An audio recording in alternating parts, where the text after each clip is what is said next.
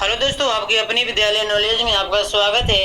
आज मैं बात करूंगा कि गाजा में इजरायली हमले जारी, 12 फलस्तीनियों की मौत। पीएम मोदी से अमेरिका में मिलने के लिए उत्सुक यूनुस। पाकिस्तान में सेना के एलन जनरल को अन्य पद से हटाने का आदेश जारी कर दिया गया है। यूक्रेन को नहीं मिलेगी लंबी दूरी तक मार करने वाले हथियार। अमेरिकी चुनाव में दखल देने की कोशिश कर रहे रूस, चीन, ईरान। टोरंटो अंतर्राष्ट्रीय फिल्म महोत्सव में फलस्तीनी समर्थकों को प्रदर्शन। अमेरिका में इन महीने ब्याज दरों में कटौती की जाएगी। बाइडेन के बेटे ने संसदीय मामले को अपना दोस्त स्वीकार कर लिया।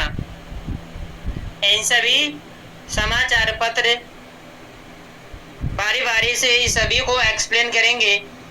फर्स्ट में मैं एक्सप्लेन करूंगा अभी आपके सामने यूक्रेन रसिया, जो कि भारत ने अभी इसे अमेरिका के रक्षा मंत्री ने इसे अभी लंबी दूरी तक के मार करने वाले मिसाइल को मना कर दिया है।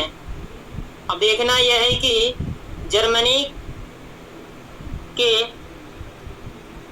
रेमसेंट एयरबेस में अभी बैठक हुआ था।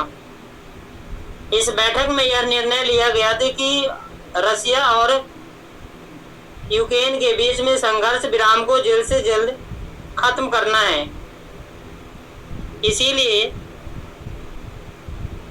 यूक्रेनी राष्ट्रपति को लंबी दूरी मार करने वाले मिसाइल को देने के लिए मना कर दिया गया है।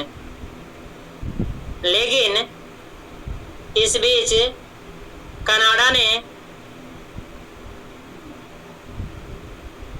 बैठक जो हुआ है जर्मनी में, कनाडा ने इसने 12 तोपे और 80,440 रॉकेट देने की घोषणा की है।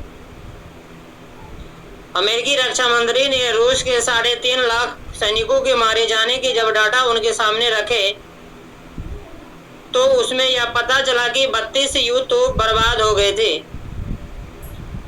और अभी 2.5 साल से युद्ध चल रहा है, लेकिन संघर्ष नहीं विराम हुआ है।